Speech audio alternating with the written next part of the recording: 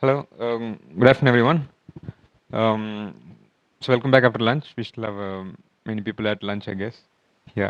So let's begin. Um, Now we have Parisa with declarative programming for designing neuro-symbolic learning models. Yes, please.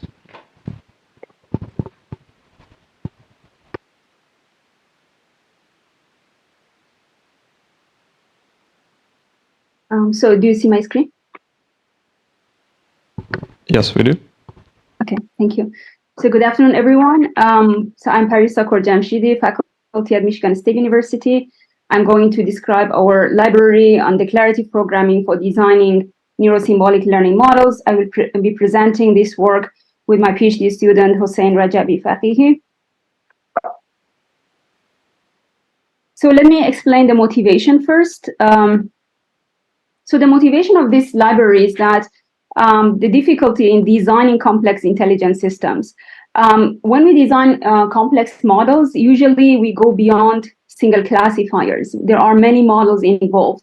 We have basic concepts, relationships, types of relations, and compositional concepts, and decisions depend on the model and their interaction. So we reason based on the models. So it seems this kind of modeling to be challenging, and it's not fully supported by current tools. Let me give an example to make it more clear what I'm talking about. I chose an example from natural language processing, which is my main expertise, and I try to have something in biology, biomedical text processing. Hopefully it is interesting for the audience here. Look at this sentence. Malaria is is commonly found in South America. And the problem is that to extract entities and relationships from this piece of text. Entities like malaria and their types, like what is malaria? Is it a patient? Is it disease, insect, and so on? And what is South America? And what is the relationship between these two? Is that located at, lives in, infected by, and so on? So if we use independent models, let's say classifiers that classify phrases like malaria, and this classifier tells us malaria is an insect with 40% probability. This is the most probable type for this entity. And South America has the most probable type of being location. And the relationship between the two is located at. So the most probable relation is located at. So if we decide independently, so we can pick these labels. However, in this corner, we have a piece of knowledge that says if the relationship is infected with, then the types of entities should be patient and disease. And if located at, it should be location and location. So basically, it tells us this is inconsistent. Since I have located at, this should be a location and the other should be a location. So we have to change the decisions if we want to be consistent with this piece of knowledge here. And then how we are going to change it, let's say we're going to not go for the most probable relation type, but go for lives in, that is lower probability. But in globally, total probability of all these decisions is maximized, but now we respect to the constraints that come from external knowledge. So this is basically difficult because we have, as I said, we have multiple models and some knowledge about the correlation and relevancy of these models, and we want to be consistent with that. So now for this kind of modeling, I want to argue that we need frameworks that allow us for declarative modeling with these components. We need to have data modeling because we are not, as I said, we are not doing only a single table of data and then classification. We have multiple components, they are related to each other. So we have to have data modeling in a principled way. We have the knowledge representation. We want to see how these tables are related to each other, how these labels or concepts are related and constrain each other. And of course, we have the learning from the data, which helps us to deal with uncertainty in data and knowledge and have effective data representations. And also, we will need to design learning and inference paradigms. When we have multiple models, we need to see how we can learn them together And also, do we want to learn them together? Do we want to just learn them independently? And at the inference time or decision time, we want to look at them and consider consistency between them. So we need to be able to maneuver at that level and design different learning and inference paradigms. And I would argue that finding the right abstraction and primitives for an easy integration of all these components in one framework and one tool is very challenging. So I just want to point to this survey that we have published with my colleagues. So we looked at this application needs and try to look at multiple languages and tools that they have, like declarative nature or imperative nature, and how they help the users to design applications. There is no time to go to this. I just wanted to point to this relevant reference. But then what is our library? We call this library DomiKnowS. So the the main underlying computational framework is PyTorch. So we can design deep learning with DomiKnowS. But then we have a symbolic interface that helps us to represent concepts and relationships, and then we can also represent our knowledge in the form of logic. So we can express logical expressions in first order form and express the relationship between concepts. And then we can connect these symbols or concepts to the underlying deep learning modules. These deep learning modules can be any arbitrary model, language model, a specific architecture, or anything that can give us probabilities of a specific concept, distribution over concepts. And then, given this, we can reason over symbols and integrate explicit reasoning into deep learning. So the knowledge that we're using here can be used as hard or soft constraints. And then we also have implemented a variety of algorithms that the user can use to specify how this integration is supposed to be. And that is why this is a framework that helps us to integrate neuro-symbolic techniques for easy modeling of real-world problems. So why integration of knowledge is useful? So deep learning is data hungry. The labeled data is expensive. So hopefully using the domain knowledge potentially reduces the need for the large amount of data.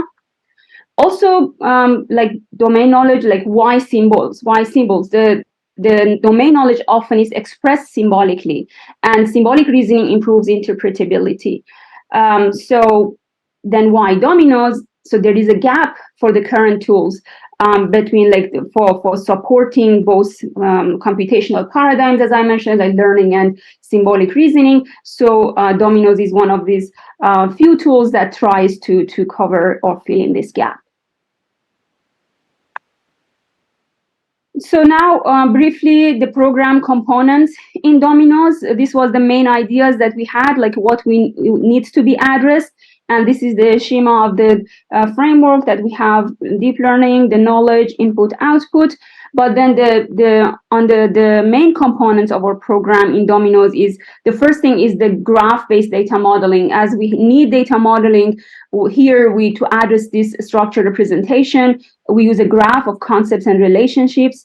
We address the knowledge representation by supporting the logical expressions to be expressed there between concepts and elements of the graph. And then we have the model declaration that is defining computational units. Here they could be feature extractors, or, as I mentioned, deep learning architectures of any kind. And then we connect these two levels of symbolic and soft symbolic components in this framework seamlessly. Then we have the notion of program declaration that helps us to specify now which algorithm we want to use, how we want the constraints to be considered. Are those soft? Are those hard? And then we also have like the computational models, like, for example, integer linear programming to support prediction during inference during the prediction, or deciding how we want to combine models. Are we combining them during the training, or we just combine them during the prediction time? to just list, since there is no time, just list the underlying algorithms, and I have the references here if you want to look at the details.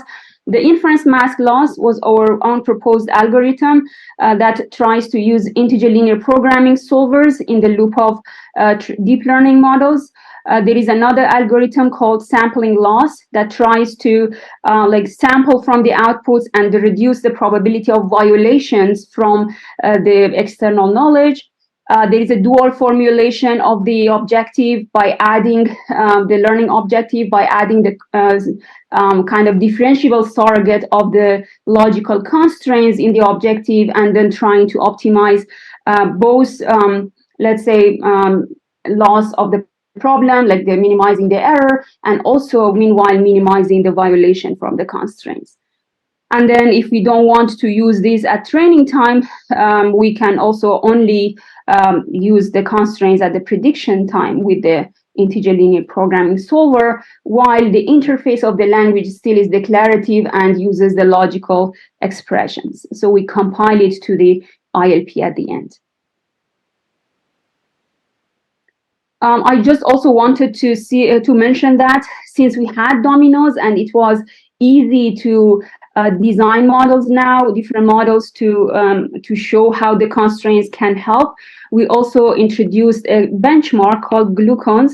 And Glucons is kind of collection of benchmarks. We looked at multiple tasks and then tried to evaluate them when using constraints at training time, inference time. We also proposed a number of metrics. Like now, the accuracy is not the only metric.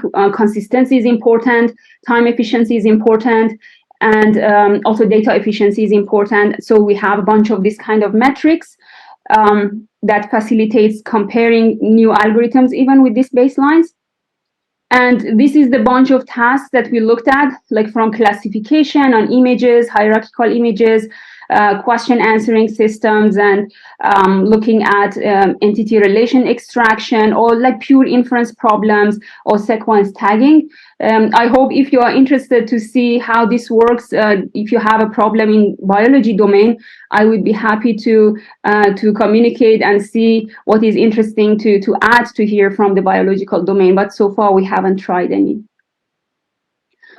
So the rest of the time, I think I would like to invite Hossein to give you a demo how it works. We use the entity mention relation extraction. Also, the installation of DomiKnowS is very easy. It's an independent package that you can install with Python. And here is a link to the website. So Hossein, are you here?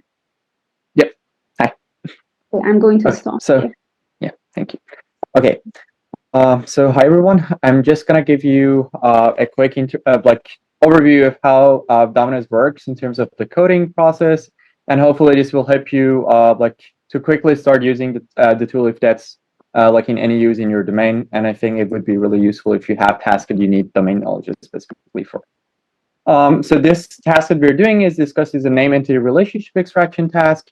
Essentially very similar to the example that you saw in the presentation, where we have a sentence and then we have different phrases, and then relationship can exist between the phrases. So we want to classify the phrases, and we want to classify those kind of relationships.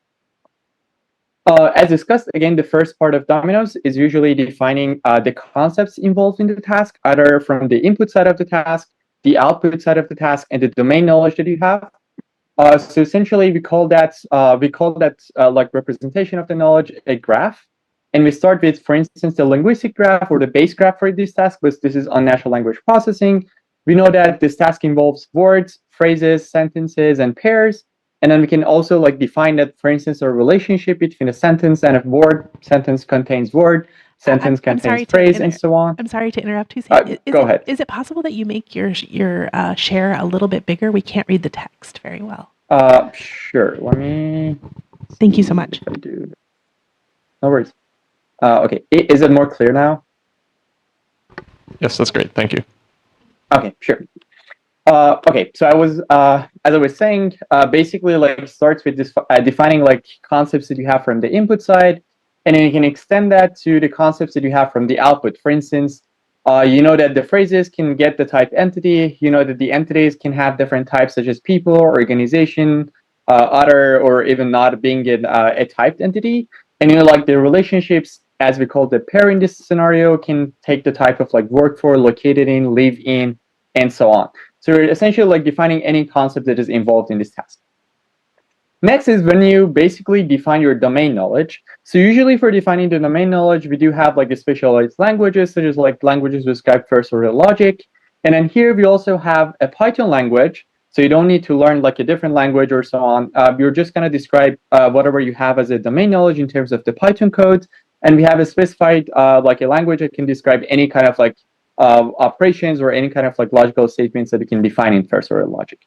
So for instance, if I have like a relationship that says work for relationship only exists between one argument of type people and another argument of type organization, it's just as easy as saying if X is of type work for, there should be an AND logical statement that X arg1 is of type people and X arg2 is of type organization. We can add like counting, quantifiers, and so forth, but this is just for simplicity. I just showed a very basic like statement. Okay, so after we have done your graph, you can also even visualize the graph where you can see the concepts that you have defined, the relationships that exist there, and that can serve as kind of like a verification of like how your graph ended up being. Then as kind of like, because you basically have to read the data through the graph, you can use any like PyTorch reader. So that's not a specific thing to DomiKnowS. You can use just initialize your readers, and then I'll in the next section I'll show how you can connect to the graph. So now that our knowledge declaration has been done, then we have to define the computational units. And remember that DomiKnowS is a declarative framework. So we're just defining how you compute things. What is the knowledge, right? And the very last thing is execution. So far, and like for many time from now on, everything is just declaring the parts. So in order to connect the computational units to your graph, you have to define new properties and assign sensors or learners to those properties. For instance, if I know that like my input, the data input, has a keyword called tokens, which stores the text of phrases, I can just read that directly with a special sensor called reader sensor into the phrase text property. Or like if I have the post tags, for instance, from the input, right? We can go beyond just simple reading and then even apply like any arbitrary function to the label that we have read there and then store them into new properties on the graph. Like for instance, I'm just reading the labels here. And I have like an indicator that the label is true here. Next is when you actually build up on top of the properties that you have. Like for instance, you started from the text, right? But you want to decide whether this text, this phrase, is of any type, right? Usually what we do in neural network modeling is that we get a representation for each of these phrases, and then we eventually classify them or get a probability for each of them. So here, I can have any arbitrary function or any arbitrary neural network that gets me the representation. Here, for simplicity, I'm just using a word2vec, but it could be BERT or any other representation models, which essentially gets the text as an input and then returns the word2vec representation and stores that in the graph. Again, this is just declaring again. Like this function is not going to execute so far. We can also use the edge features. Like for instance, if I have just the text of the phrases, I can specify a function that just basically merge those and generates the text of the sentences, and I can like basically pass information through the edges in the graph. I can also as easily just connect like any kind of like neural network that I have defined in PyTorch within wrapping as a module learner. I say, okay, use that word2vec representation, have a module that gives you the probabilities like any module, and then store that probability in a percentage of like if phrase is a people, if phrase is an organization, if phrase is a location, and so on. And then we go beyond, like we can dynamically and on the fly generate pair candidates. We look at the phrase candidates and we can simply generate the pair candidates. Well, even to get the representation of the pair, we can say, okay, use the first argument word2vec representation, use the second argument word2vec representation, and simply concat them together. So these are really like easy to use functionalities that we can have here. Then we can again like classify them and so on. And then the very last thing, which is really important here, is everything happens like on the background. So essentially, if I just want to use like for instance, just run the neural network, I have an inference type called like argmax. I define a program for that. If I want to actually get also the output that is consistent with my knowledge, I can use like a method called integer linear programming. The only thing that I have to do is just defining a new inference type, which is ILP. you can specify the loss functions from a series of loss functions that we have defined. It automatically like connects to the graph and calculates those. And you can also report any metric. Like for instance, we have precision recall and fun metrics reports. And it's just as easy as defining this program here. And you can just as easily change the program type. Like if you want to use a different kind of like methods, such as like sampling or IML or primal dual, the only thing that you have to change is simply the name of the program. And everything is done on the background. So it's really easy to do. You don't need to look at the techniques or worry about how the technique is done. And I can just simply call like program.train with different like parameters, such as like what is the optimization, what is the device, how many epochs you want to train. And you can see that you actually get the reports of like what was the precision after this step and so on. You can also even depict one instance of this graph. So for instance, if I want to look at one specific phrase in this graph, I can just add another visualize on top of that. And then I can see like this phrase was a flight. It had this post tag. It had this word to vector representation.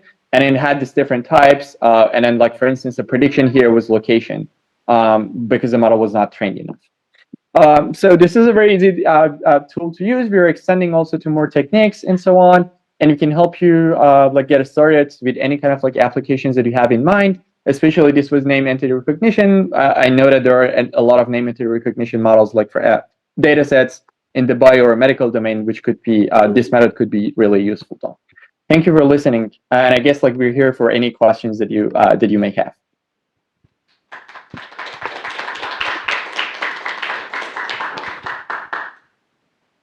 So any questions?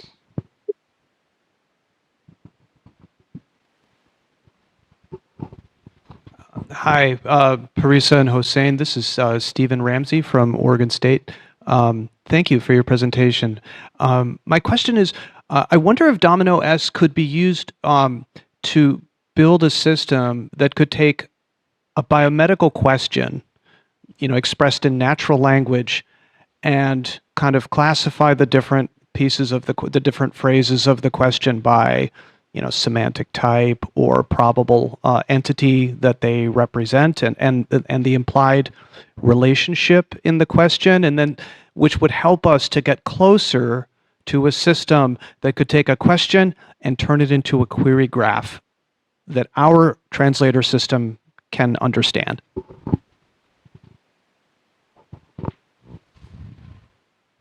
Parisa, you're on mute. Yeah, okay. So let me try, and then Hossein can add to it. So I think the tool is for designing models, right? So basically, we provide the tool to design any model. This could be question answering. We have examples of question answering models that are designed in the tool. But then if we want to like do in biomedical domain, maybe we need to do special things here. Maybe we need data from that domain, or to get it work, maybe we need better representations tweaked to this task. But I think this is possible, but the tool is not that. If we don't have like ready applications or something like that, the purpose is really to provide the means of like anyone to design these tools easily. Does it make sense?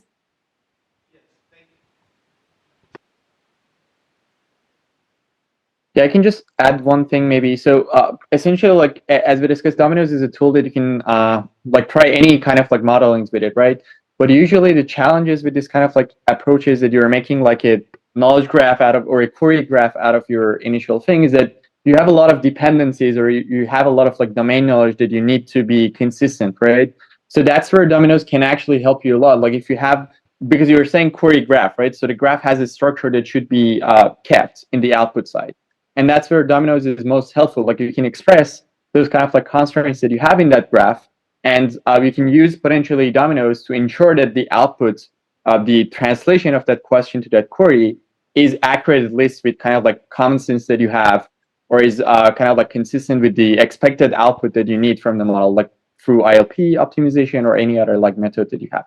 But essentially, you would need underlying computational units. Like a generative model, or kind of like a model that was trained on doing the actual task. Hossein, this is Tyler Beck from NIH, and let me rephrase Stephen's question a little bit with some extra context. So let's say we had a a model, let's say we already had an algorithm that was trained to recognize the entities and relationships, and we had an underlying ontological model that we wanted to use.